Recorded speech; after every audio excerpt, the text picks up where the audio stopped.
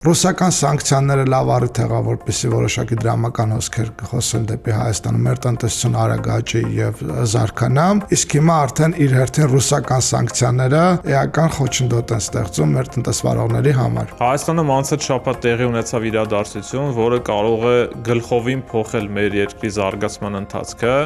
ու ես ընտրությունների մասին չեմ խոսում։ 2023 թվականին Սեմ Ալթմանը ասում էր, որ AI-ը կփոխարինի բավականին մեծ քանակությամբ աշխատողների։ 26 թվականին ընդունեց, որ սխալվել է։ 1.300.000 դրամ, այսքան է եղել ֆինանսա-բանկային ոլորտում աշխատավարձը Հայաստանում այս տարվա մարտին։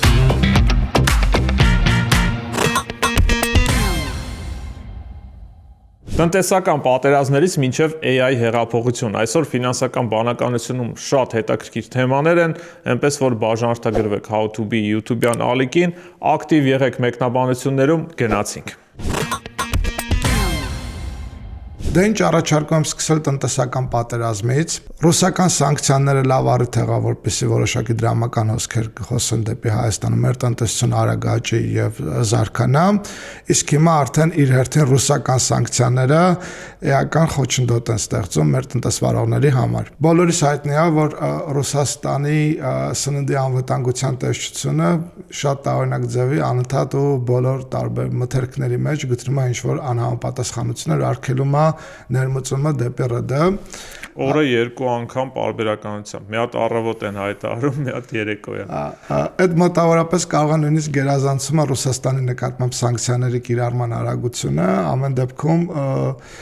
ինչքան է կատակ ենք անում, իրավիճակը բավականին լուրջ է, հատկապես այն տնտեսվարողների վրա, որոնց բիզնեսը կառուցված է հենց դեպի ՌԴ արտահանելը, ուտեղ իրոք շատ մտահոգիչ է։ Բնականաբար կառավարությունը որոշակի ռեակցիա է դրսևորում ու որոշակի գործողություններ են տեղի ունենում Հայաստանում, բայց հանուն արդարության նախ ասենք, որ երևի այնուամենայնիվ լավագույն լուծումը կլինի հետ ընտրական process-ներից հետո ոնց որ որոշակի հարաբերությունը կարգավորել ու առնվազն ինչ-որ չափով վերականգնել այդ մատակարարումները, դա երևի կարճաժամկետ ամենալավ օպտիմալ լուծումն է։ Բայց միևնույն ժամանակ սա լավ դաս եղավ մեզ եւ մեր տնտեսվարողներին, որ չի կարելի ոնց որ սիրում են ասել բոլոր ձվերը մեկ արկում պահել, կառուցել բիզնես, որը արտահանում է միայն ու միայն մեկ երկիր, որտեղ նմանատիպ խնդիրների դեպքում տնտեսանկացման ռիսկը շատ արդիական է լինում։ Բայց դաս եղավ նաեւ կառավարությանը, որովհետեւ այն ինչը որ հիմա խոսում են, պետք է սկսեին 1-2 տարի առաջ։ Իմիջիալից կհիշես մոտավորապես 1 տարի առաջ մենք ունենք էպիզոդ, հրավիրել ենք Պատվականյան Հովսեփին, ու ինքն էլ ասում էր, որ մեր շատ արտադրողներ կոպիտ ասած լայեղ չեն անում, ինչ որ ուրիշ շուկաներ նայել ու փորձել դիվերսիֆիկացնել, ու շատ շուկաներից կա հետաքրքրություն, բայց մերոնք նույնիսկ ոնց որ ժամանակ չեն տրամադրում այդ առաջարկներն ու համագործակցության հնարավորությունը քննարկել, ֆոկուսը եղած հիմնականում ռուսական շուկայի վրա։ Հիմա հասկանանք ինչա տեղի ունենում։ 2 օր առաջ կառավարությունը նիստ արեց ու ընդունեց ոնց որ թե առաջի աջակցության ծրագիրը, ինչից դուր եկավ, որ հստակ խոսում էր, որ սա ընդամենը առաջի քայլն է եւ հետո թե սուբսիդիայի տեսակները, թե ապրանքները, որոնց համար այդ փոխհատուցումները կտրվեն, ընդլայնվելու է ու մի տեսակ կովիդյան այդ բան կար, վայբը կար, որ ոնց որ հիշում ես, չէ, կովիդի ժամանակ աջակցության ծրագիր 1, 2, 3, 4, ոնց որ թե տպավորություն եղավ, որ նույն ռիթմով կառավարությունը փորձել է ինչ-որ բաներ անել։ Դե եթե կառավարությունը նույնը մնա, ես ասեմ, որ մենք ձայնագրվում ենք, երբ դեռ պարզ չէ ընտրությունների արդյունքները։ Հա։ Մի խոսքով առաջի փաթեթը ինչ է իրանից ներառում, հիմնականում ջերմատնային տնտեսության արտադրանքը, որը հիմա ամենախոցելին է, քանի որ արագ փչացող է եւ սեզոնային է, իրանց միտված է ու ինչը առաջարկվում է, որ եթե այդ ընկերությունները, այսինքն արտադրողները կամ վերավաճառողները կարողանան ապրանքները արտահանել ԵՄ երկրներ, Կանադա կամ Մեծ Բրիտանիա, ընդ որում ինչն է հետաքրքիր, օրինակ ԱՄՆ-ն չկա այս ցուցակում, ապա կառավարությունը կտա փոխհատուցում, սուբսիդավորում այդ արտահանումը։ Սուբսիդավորումը ըստեյության տրանսպորտային ծախսերն ու այդ երկրներում մաքսազերծումը, մաքսատուրքի արժեքը, բայց որպեսզի շատ ավելի պարզ լինի, սահմանվել է 1 կիլոգրամ արտադրանք արտահանելու կամ 1 հատիկ ծաղիկ արտահանելու համար որոշակի գումարով սուբսիդիաներ։ Մասնավորապես 1 կիլոգրամ ելակ եթե արտահանում ենք նշված երկրներ, արտահանումից հետո ինվոյսը արտահանման դեկլարացիա ներկայացնում են կառավարությունը յուրաքանչյուր կիլոգրամի համար փոխհատուցում է 770 դրամ։ Լոլիկի համար 275 դրամ, պղպեղի համար 400 դրամ եւ յուրաքանչյուր արտահանած ծաղիկի համար 37 դրամ։ Ոնց որ թե բավականին շոշափելի աջակցություն է եւ գումարային գնահատվում է, որ այս 1 ամսվա ընթացքում հայ միջալուց այս ծրագիրը գործում է հունիսի 1-ից հուլիսի 1 ժամանակահատվածի համար ու նախատեսվում է, որ ընդհանուր սուբսիդիան կարող է կազմի մինչեւ 1 միլիարդ 900 միլիոն դրամի չափով շոշափելի է։ Երկրորդ լուրը, որ մենք այդ նույն ֆոնից ստացանք, բայց կներես էլի ընդհանուր տենց համաշխարհային մասշտաբով չկա արգելք արտահանման սուբսիդավորման։ Կա, բայց ոնց որ թե այս համարվում է որպես ոչ ստանդարտ իրավիճակ, արտակարգ իրավիճակ ու ԵՄ-ի գործընկերներն են ոնց որ հասկանում են, որ սա ոչ թե բան է, մենք մեր արտադրանքը բան ենք անում, այլ կոլապսից խուսափելու ոնց որ քայլեր են, ինչ որ դեմպինգային քաղաքականություն չի վարվում։ Բոլորս լավ հասկանում ենք, որ բիզնեսները ունեն մեծ վարկային բեռեր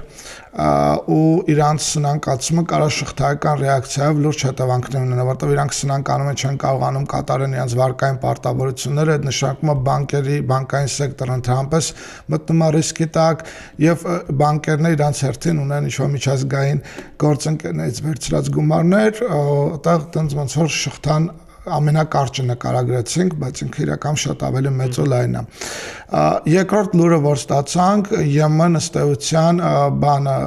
արտակարգ ինչ որ հրատապ աջակցություն հայտարարել կառավարությանը 50 միլիոն եվրոյի չափով, որպեսզի կարողանա լուծի ստեղծված իրավիճակը։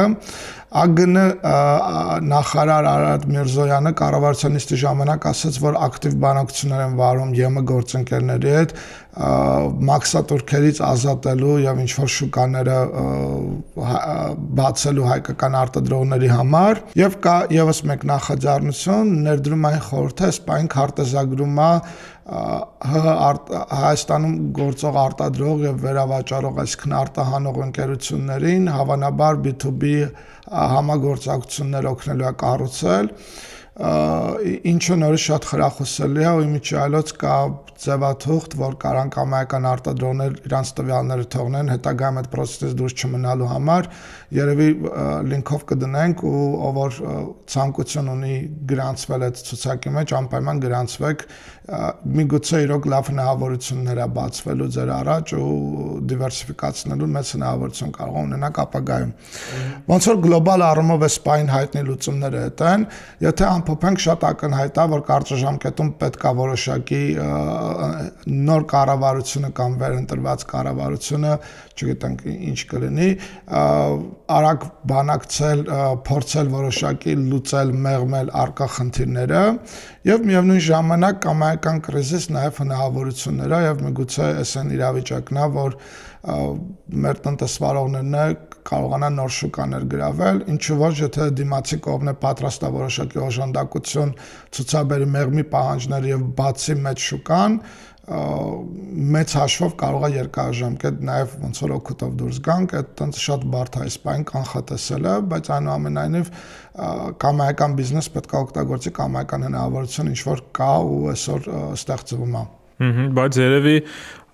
ինչքան էլ այդ օգնությունը լինի, քանի որ ինքը շատ արագ է պետք անել, այս պարագայում երևի գլխավոր խնդիրը եվրոպական շուկայի ստանդարտներին համապատասխանեցնելն է, չէ՞, ոչ չես կարող շատ արագ անել ու փողով չլուծող հարց է, էլի։ Ես հաճելիորեն զարմացա, ոնց որ խնդիրը առաջանալուց հետո պարզվեց, որ մեծամասամբ արտահանվող ապրանքը ինքը կամ համապատասխանում է, կամ շատ մոտ է համապատասխանել եվրոպական ամենաբարձր ստանդարտներին, հետո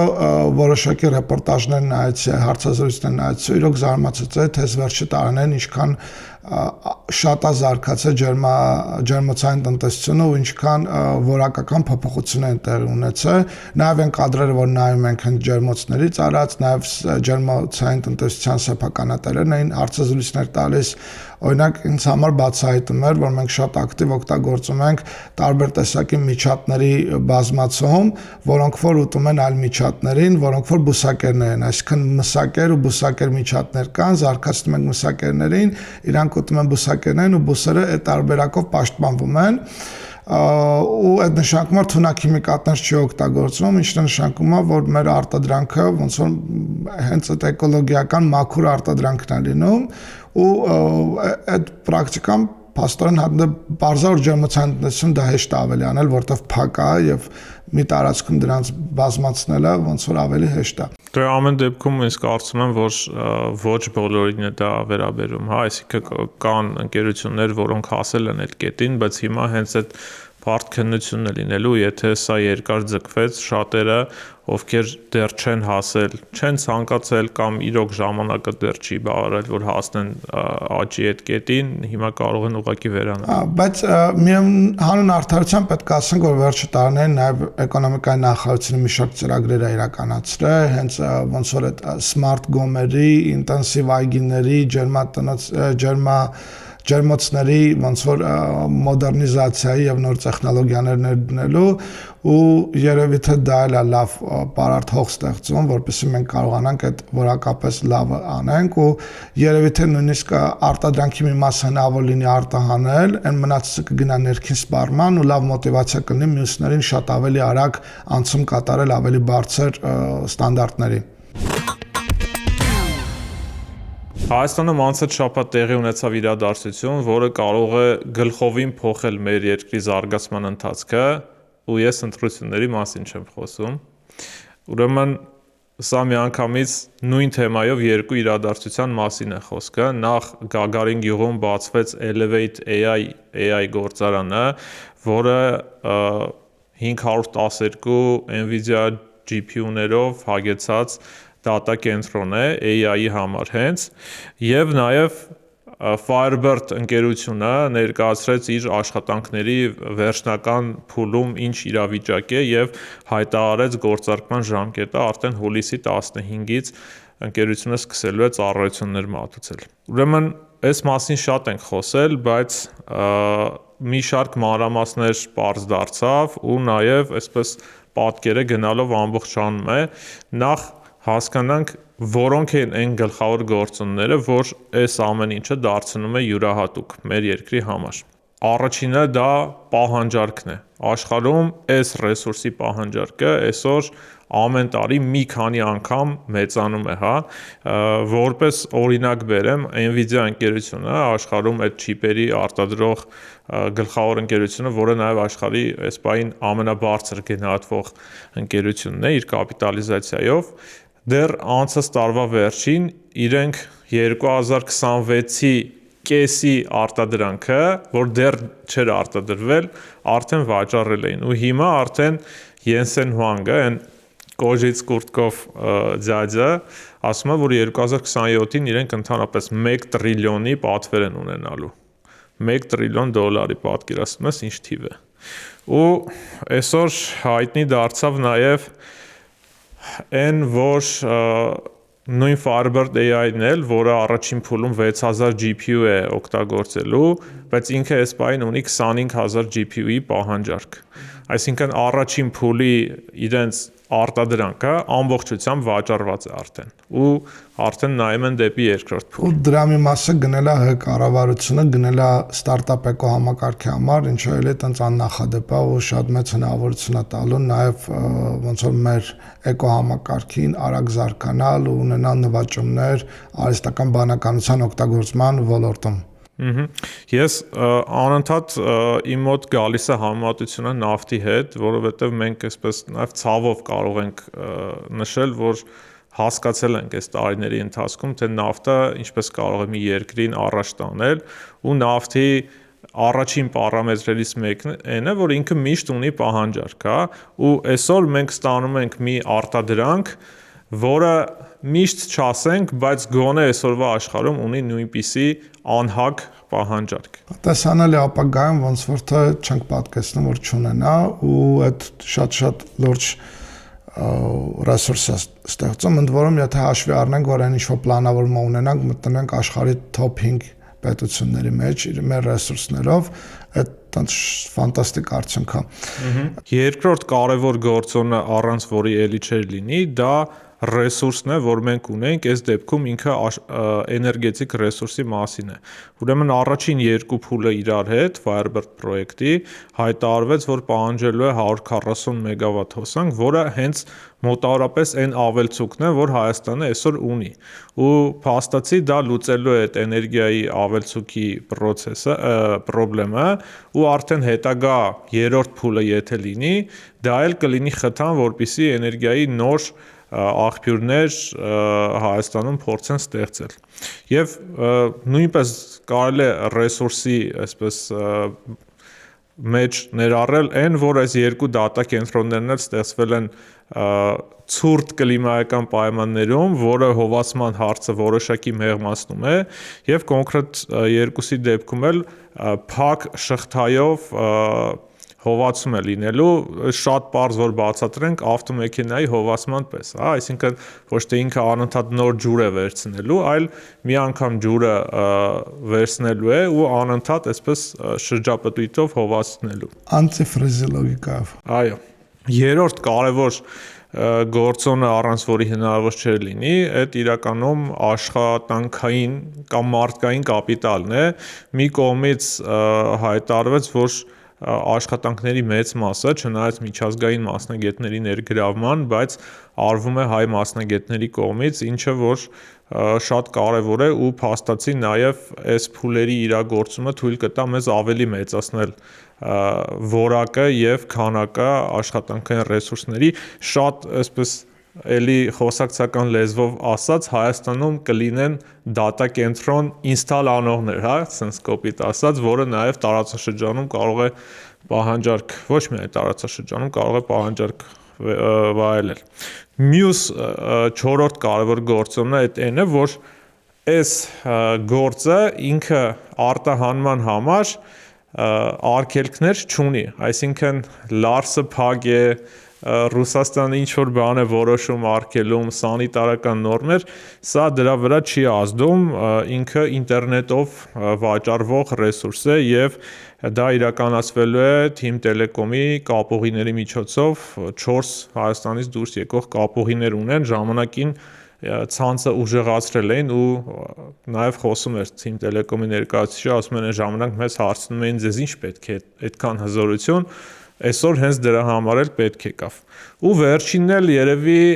այն է, որ այս լիցենզիաները ստանալու համար քաղաքական գործոնը շատ կարևոր եղավ, որպեսզի Հայաստանին թույլ տան այդքան GPU-ներ ներդնել ու փաստորեն այդ ամբողջը միավորվեց դառնալով շատ հետաքրքիր, շատ մեծ թվերով պրոյեկտ։ Կարող հիշես, որ մենք նախորդ էպիզոդներից մեկում խոստացել ենք որոշակի հաշվարկներ անենք։ Իրականում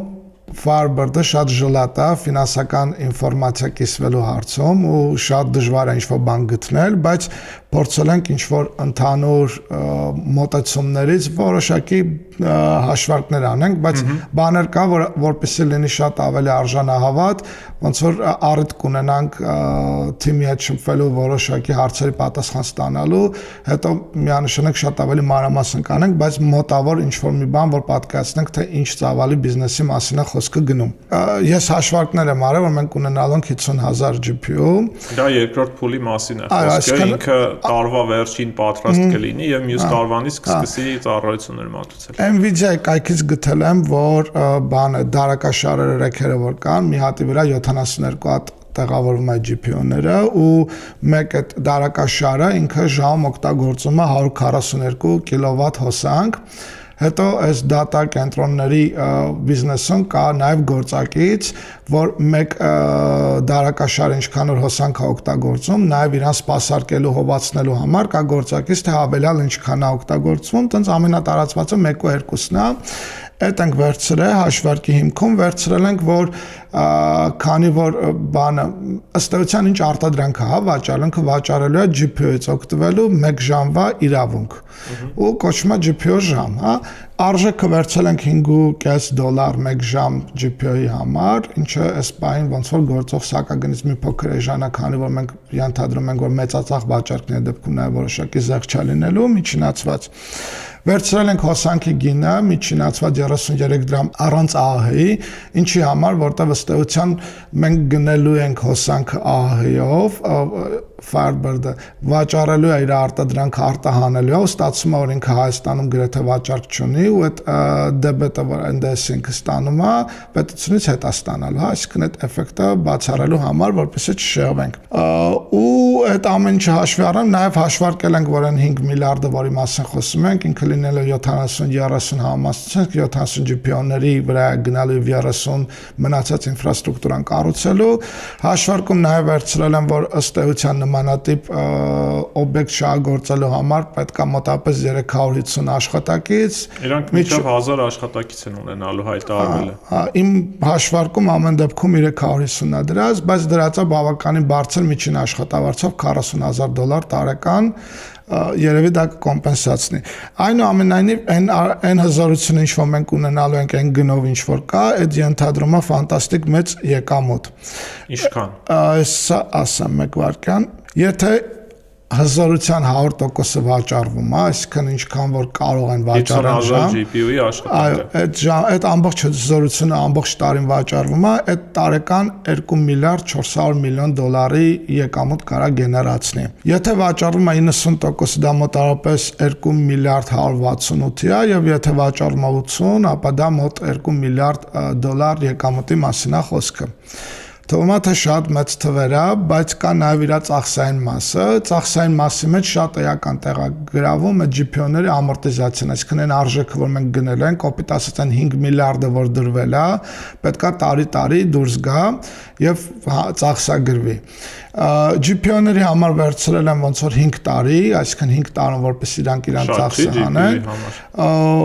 Ոնց որ քննարկեցինք, ընդհանրապես պրակտիկան գնում է 3-ից 7 տարի վերցրել եմ միջինացված։ Բայց ինձ թվում է այդ հարցն է, որ աշխարհը դրա պատասխանը դեռ չունի, որովհետև այնքան արագ է զարգանում այդ տեխնոլոգիան, որ դու 3 տարի հետո այդ նույն տեխնոլոգիան միգուցե չօգտագործես։ Չկարող ավելի էժան գնով վաճառենք դրա հզորությունը, բայց ինձ թվում է շատ պրագմատիկ է 5 տարի դնելը։ Իսկ մնացած ինֆրաստրուկտուրա, այսինքն հովացման համակարգ եւ մնաց ամեն ինչ նաեւ շենքին է, ոնց որ 15 տարվա ամորտիզացիա, ստացվում է, որ տարեկան ամորտիզացիայի թիվը մոտավորապես $640 միլիոն մասին է խոսքը գնում։ Բացի դրանից ոնց ասի ունենք ծախսեր հոսանքի, որը նաև երկրորդն է իր մեծությամբ եւ այլն, եւ ինչ շահութաբերության, աշխատավարձի, ուրեմն անձնակազմի վրա մոտավորապես հաշվարկված է, որ $14 միլիոն կարող է ծախսվի տարեկան, հա, այդ ամեն ինչը սպասարկելու վրա մոտ $112 միլիոն Հոսանքի ծախսը, եթե օգտագործում ենք 100% հզորությունը, մոտավորապես դա $93 միլիոն է, համապատասխանաբար 90-80%-ների դեպքում 84 ու 76 միլիոն $։ Այդ էլի շատ տենց ամորտիզացիա կարևոր մեծ ծախսային հոդվածներից է։ Ուրեմն ամփոփելով, եթե 100%-ի մասին է խոսքը գնում, ուրեմն 2.4 միլիարդ ունենում ենք եկամուտ, 92 միլիոն դա լինում է հոսանքի ծախսը, 254 միլիոն մնացած ծախսերը միասին եւ EBITDA-ն լինում է 2 միլիարդ։ Ամորտիզացիան 640 միլիոն եւ EBITDA, այսինքն արդեն եկամուտը միջև հարկերը ու տոկոսային ծախսերը լինում է 1.4 միլիարդ։ 90%-ի դեպքում 1.2 միլիարդ մոտավորապես եւ 80%-ի դեպքում $973 միլիոն։ 1.4-ից, այսինքն իրենք պետք է վճարեն հարկ, որը դեռ այդքան էլ պարզ չի, թե ինչ հարկ։ Իրանք պետք է վճարեն տոկոսները, վարկի տոկոսները պետք է վճարեն եւ պետք է վճարեն նաեւ հարկերը, շահութարկը։ Այստեղ է, որ մեզ որոշակի ճշտումներ է պետք, քանի որ մենք հստակ պատկերացում չունենք, թե ինչ բիզնես մոդելով է գնալու վաճառքները, դա գնալու է հայկական ընկերությունից վաճառքով, թե վաճառել ենք մայր կազմակերպության ասեմ, մայր կազմակերպությունն է վաճառելու, եթե մայր կազմակերպությանն ենք վաճառելու, ապա այդ դեպքում ինչ մոդելով ենք լինում, որտեղ դա սովորաբար լինում է cost plus ինչ-որ տոկոս, շահույթ, այստեղ cost-ն է մի քանի պահ կա, էլի, մի պահ կա, որ cost-ը մեջ ներառվում է նաև ամորտիզացիոն եւ կա, որ օպերացիոն cost-ը պլյուս ինչ-որ տոկոս, իսկ այստեղ վարիացիաները շատ են։ Հետևաբար այս կետից սկսած հաշվարկ անելը պահանջում է որոշակի բիզնես ինսայթներ, որ իմանանք թե ինչ որոշումներ ա կայացվել եւ ըստ դրա կարողանանք հաշվարկ անենք, թե այս ամեն ինչը Հայաստանի պետական բյուջեին ինչ օգուտ է տալու։ Այնպես որ հետևում ենք, շարունակում ենք։ Ուրեմն խոսեցինք data center-ներից, նաև խոսենք այն տեխնոլոգիաների մասին, որոնք որ օգտագործում են այդ ռեսուրսները եւ այսպես 2023 թվականին Սեմ Ալթմանը ասում էր, որ AI-ը կփոխարինի բավականին մեծ քանակությամբ աշխատողների։ 26 թվականին ընդունեց, որ սխալվել է ու ասաց, որ ինքը ուրախ է, որ սխալվել է, բայց դեռ կա մեծ disclaimer։ Ինքը ասում է, որ այն տեխնոլոգիաները, ինչ որ մենք կանխատեսում էինք, մենք դրանք ռեալիզացրել ենք, բայց գերագնահատել ենք այդ տեխնոլոգիաների տնտեսական էֆեկտը։ Հիմա եթե փորձենք այս հայտարարությունը վերլուծենք, հասկանանք, թե ինչն է դրա տակ թաքնված։ Ուրեմն 23-24 թվականներին GPT-ն մասնավորապես սովորեց տեքստեր գրել, սովորեց հաճախորդներին սպասարկել, սովորեց նկարներ գեներացնել եւ թվում էր, թե դրանով կկարողանա օֆիսային աշխատող մեծ քանակությամբ մարդկանց փոխարինել։ Բայց տակը մնաց 20%, որը AI-ը այդպես էլ չկարողացավ լուծել։ Դա համակարգերում աշխատելն է, մարդ շփումն է, կոնֆլիկտային իրավիճակներ կառավարելն է եւ որոշումներ կայացնելը։ Ու պարզվեց, որ այդ 20%-ը շատ ավելի կարևոր է, քան ամբողջը։ Երկրորդը թվում էր, թե AI ներդնելը տնտեսապես շատ ավելի էժան է նստում, բայց ու տենց ամենատարածվածը թվում էր, թե $20 ամսական subscription-ը բավական է։ Պարզվեց, որ մեծ ծավալի հարցումներ անելու մարդ այդ $20 բավական չի, պետք է շատ ավելի մեծ փաթեթներ գնել, այսինքն տոկեններ գնել։ Երկրորդը պարզվեց, որ ընդհանրապես AI մոդելներին վճարվող գումարը դա ընդհանուր ծախսերի 10%-ն ընդամենը։ Դրանից հետո նոր ծախսեր են առաջանում, աշխատակիցներն վերապատրաստել, տվյալները, որ տալիս է GPT-ին կամ համակարգին մոդելներին մաքրել տալը, տրեյնինգներ անել, նոր համակարգներ կառավարման կառուցել ու դրանք հավելյալ մեծ ծախսեր են, որոնք ի սկզբանե շատ թերագնահատվում էր, թվում էր, թե աշխատակցին կտանք GPT-ին $20-անոց ու այդքանը բավարար է, որպեսզի ինքը 10 հոգու աշխատանք անի։ Այս օպտիմալացումը նաև բերել է հետևյալը, որ թվում է, թե օպտիմալացումը պրոցեսների 90%-ը, բայց այն տակի մնացած 10%-ը կամպանիաների վրա միլիոններ են արժանում, կամ մի հատ շատ հայտնի դեպք, Pizza Hut-ը ունի ֆրանչիզաներ ու ֆրանչիզաներից մեկին տվել են AI dashboard, որպեսզի առաքումները արագանա, պատվերների մշակումը արագանա եւ պրոցեսները ավտոմատացվի։ Իրանք ներդրել են այդ համակարգը, ինչա պարզվել է, միջին առաքման ժամկետը երկարել է, հաճախորդների դժգոհությունը բարձրացել է եւ ընդհանրապես այդ վնասները, որ ընկերությունը կրել է, գնահատվում է $100 միլիոն ու հիմա դատա են տվել Pizza Hut-ին պահանջելով $100 միլիոն տարածում ստանալ։ Ու ընդհանրապես այս վերջերս շատ են տարածվում նորություններ, որ ընկերությունները հիմա նոր տեսնում են, թե ինչքան իրանք հենց այդ AI-ի տոկենների վրա գումար են ծախսում ու ստացվում է, որ ոչ միշտ է, որ աշխատակցին AI-ով փոխարինելը ավելի էժան է նստում, որովհետև շատ աշխատանքների համար ինքը ավելի մեծ տոկեններ է ծախսում ու այդ դարձել է ոնց որ կոմունալ ծախսերի մի հատ նոր հոդված, հա։ Ընդ որում բացահայտվեց նաև մեկ ուրիշ պարադոքս, որ էֆեկտիվության աճը ուղիղ գծային կախվածության մեջ է շահույթի աճին ու ինչա պարզում, որ օգտագործելով AI տեխնոլոգիաները, մասնավորապես մեկ աշխատակիցը ինքը իր գործը կարողանում ավելի արագ անել, բայց դա չի նշանակում, որ դրա արդյունքում ավելի կրկնակի շատ հաճախորդներ են գալիս։ Օրինակ, SMM մասնագետը կարողանում է AI գործիքով այդ post-ը անել 2 անգամ արագ, բայց դա չի նշանակում այդ post-ի արդյունքում 2 անգամ ավել հաճախորդ է գալիս, 2 անգամ ավել վաճառք է տեղի ունենում եւ ընկերության հասույթը 2 անգամ աճում է։ Եվ միևնույն ժամանակ հնարավորություն չի տալիս, որ այդ SMM մասնագետին կոպիտ ասած ամբողջ դրույքը դարձնել կես դրույք, հետևաբար այդ կախվածությունը ուղիղ չի։ Բնականաբար ինքը երկարաժամկետում կունենա այդ էֆեկտը եւ բիզնեսները կսովորեն ամեն ինչը կառավարել, բայց այնուամենայնիվ այս ժամանակահատվածում դեռ այդ պոզիտիվ էֆեկտները չկա։ Եվ այստեղ շատ կարևոր է նաեւ AI գրագիտությունը, ընդ որում ոնց որ Հայաստանում այդ թեմայով բավական ակտիվ են ու AI տեխնոլոգիաներից օգտվել սովորելը ու նաև կառավարելը բավականին կարա լավացնի արդյունավետությունը, բայց ամբողջությամբ փոխարինելը այն ինչ որ ի սկզբանե կանխատեսվում էր, համաձայն OpenAI-ի տնօրենի ոնց որ դեռ շուտ է։ Եվ այսօրվա վերջին թեման առաջարկում եմ խոսել աշխատավարձերից, մասնավորապես տարբեր ոլորտներում ինչ աշխատավարձ է։ 1.300.000 դրամ, այսքան է եղել ֆինանսա-բանկային ոլորտում աշխատավարձը Հայաստանում այս տարվա մարտին։ Ու այդ Հայաստանի միջինից ավել է 4 անգամ։ Նույնիսկ IT ոլորտում աշխատավարձը մարտ ամսին եղել է 922.000 դրամ, միջին աշխատավարձի մասին է խոսքը, բայց